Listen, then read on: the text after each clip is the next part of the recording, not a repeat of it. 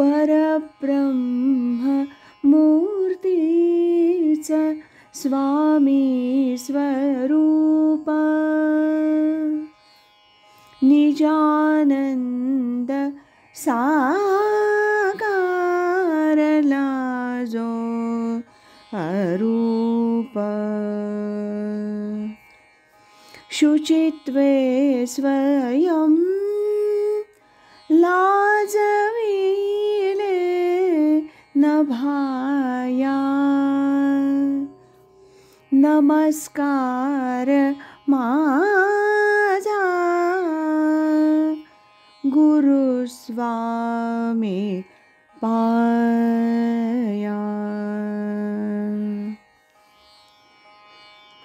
परमपूज्य स्वामी स्वरूपानंद जीवन साहित्य दर्शन या डॉक्टर अशोक कामत आणि प्राध्यापक म.अ. कुलकर्णी तथा स्वामी प्रज्ञानंद यांनी संपादित केलेल्या पुस्तकातील 3ऱ्या विभागातील आज ऐकूया डॉक्टर मुकुंद दातार यांनी लिहिलेल्या स्वामी स्वरूपानंद संपादित ज्ञानेश्वरी नित्यपाठ या लेखाचा भाग 5. नित्यपाठातील अभ्यासयोग. कर्मयोग, ज्ञानयोग आणि भक्तियोग असा हा त्रिवेणी संगम साधण्यासाठी अभ्यासयोगाची गरज आहे. त्याचंही विशदीकरण नित्यपाठात येतं. ज्ञानदेव भगवंत मुखानं अर्जुनाला आणि सर्वच परमार्थ साधकांना सांगतात, तुम्ही आपलं मन मद्रूप करा, माझ्या भक्तीच्या ठायी दृढ प्रेमभाव धारण करा, प्रेमभक्तीत रंगून जा, सर्व विश्वाच्या ठायी माझंच स्वरूप आहे असं ओळखून मला एकाला नमस्कार करा. यासाठी साधना उपासना कोणती तर सततच्या आत्मचिंतनानं, सोहमच्या ध्यानानं किंवा अनन्यनिष्ठ ईश्वरी नामस्मरणानं आपलं मन इतकं भरून टाकावं की मनात भगवंताखेरीज कोणाला राहताच येऊ नये.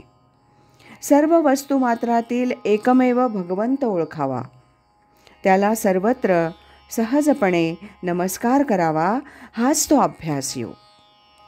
भगवंत असंही सांगतात, हे माझ्या अनन्यनिष्ठ भक्ता, तू माझ्याच ओढीनं वेधानं लक्षपूर्वक सर्व सांसारिक संकल्प संपूर्णपणे जाळून टाक. मग तू खरा भगवत भक्त म्हणजे शुद्ध यज्ञकर्ता ठरशील. रूपकानं सांगायचं तर आत्मचिंतनरूप यज्ञात आपल्या मनात येणाऱ्या सर्व कल्पनांचा पूर्णपणे होम करावा. हाच सर्वश्रेष्ठ यज्ञ होय.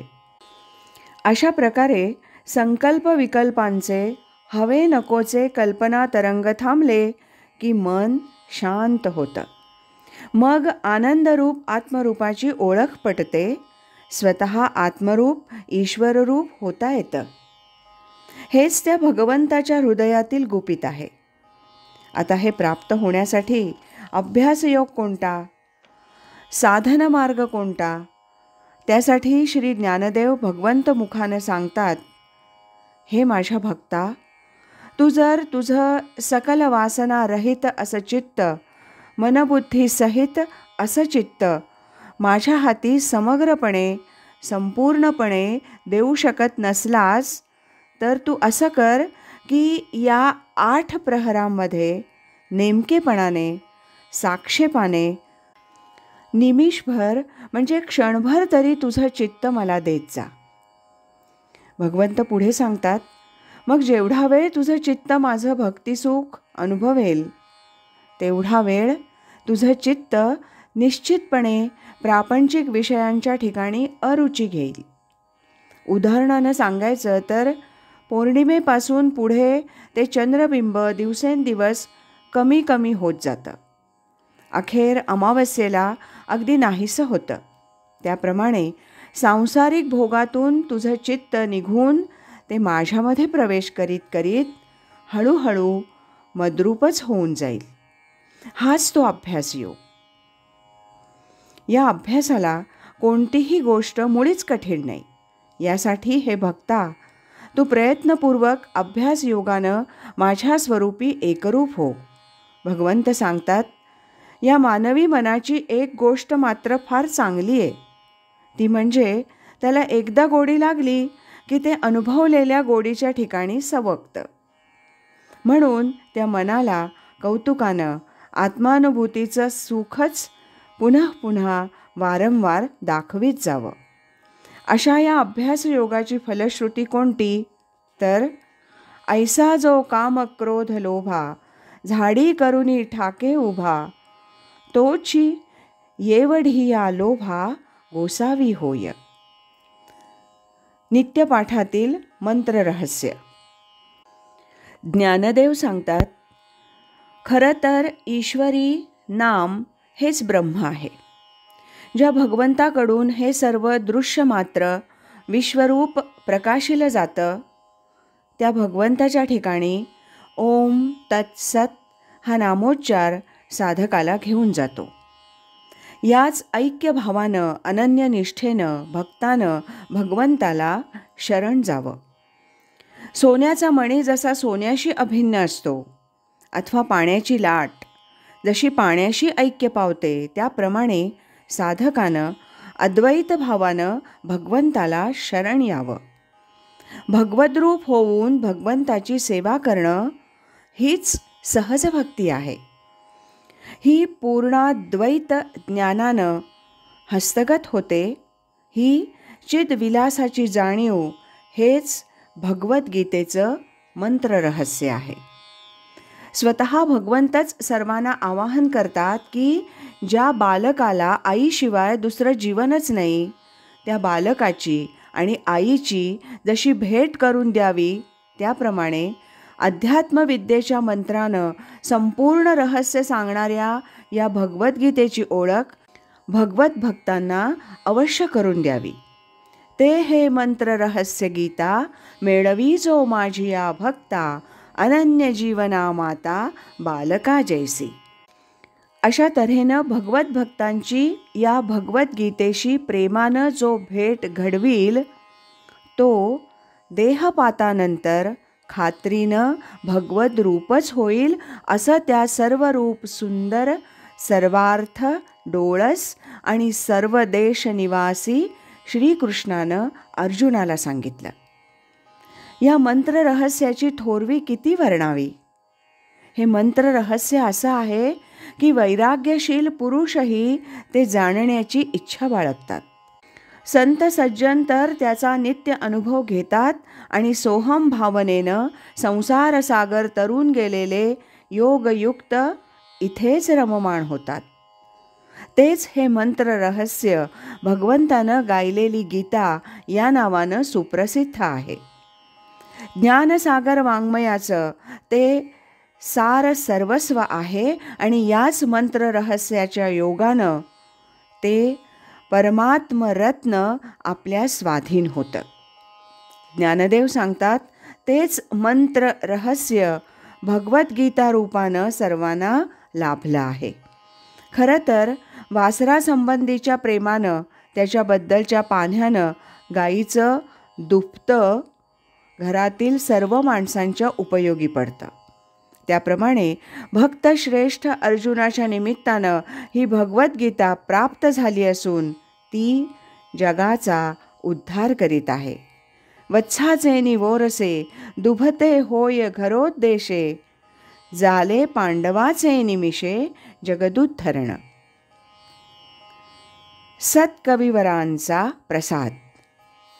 श्रीमद स्वामी स्वरूपानंदांनी म्हटलं होतं की जगी जन्मुनी अभिनव जीवन सत्कविवर होईन स्वानुभवांतस्फूर्त नवरसी सत्यकाव्य निर्मीन. त्यांनी श्री ज्ञानदेवांना वंदन करताना म्हटलं होतं, नमितो योगी थोर विरागी तत्वज्ञानी संत तो सत्कविवर परात परगुरु ज्ञानदेव भगवंत. आपणही त्याच शब्दांचा कृपाप्रसाद घेऊन म्हणू शकतो, नमितो योगी थोर विरागी तत्वज्ञानी संत तो सत्कविवर नवनाथ रूप स्वरूपानंद समर्थ. स्वामी स्वरूपानंदांची सारी साहित्यसृष्टी ही ज्ञानदेव आणि ज्ञानदेवी यांच्याच विषयी चिंतन करणारी चेतना चिंतामणीची दुजी सृष्टी आहे. ती भावानुवादी आहे, तशीच स्वतंत्र स्वरूपाची आहे, पण ती ज्ञानदेव शरणच आहे.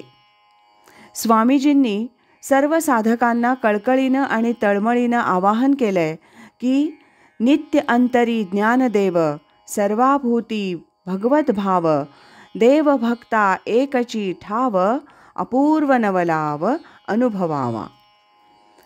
ज्ञानदेवांचा आणि ज्ञानदेवीचा संदेश पुन्हा पुन्हा लक्षात घ्यायचा असेल आणि तसं आचरण करायचं असेल तर ज्ञानेश्वरी नित्यपाठ हा स्तोत्र ग्रंथ सर्वाधिक महत्त्वाचा आहे. हा नित्यपाठ आपणाला स्वस्वरूपी लीन व्हायला शिकवतो.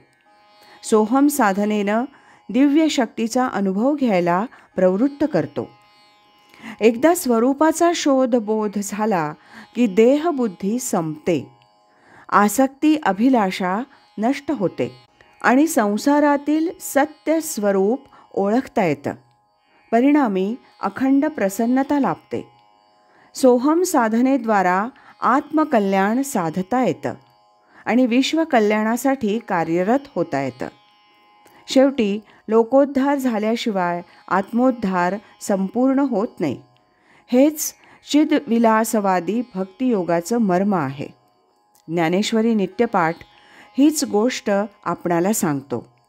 तो जीवनातील विषादयोग संपवून कर्मयोग, ज्ञानयोग, भक्तियोग आणि अभ्यासयोग यांचं वरदान देतो. स्वामीजींनी भगवंताकडे जी वरप्रार्थना केली तीच ज्ञानेश्वरी नित्यपाठासाठी संजीवनी मंत्र वाटते. स्वामीजी म्हणतात, देवभक्त असे द्वैत अद्वयत्वन खंडिता दाखवी देवदेवेशा प्रार्थना ही तुला आता. देवभक्त असे द्वैत अद्वयत्वन खंडिता दाखवी देवदेवेशा प्रार्थना आहे तुला आता.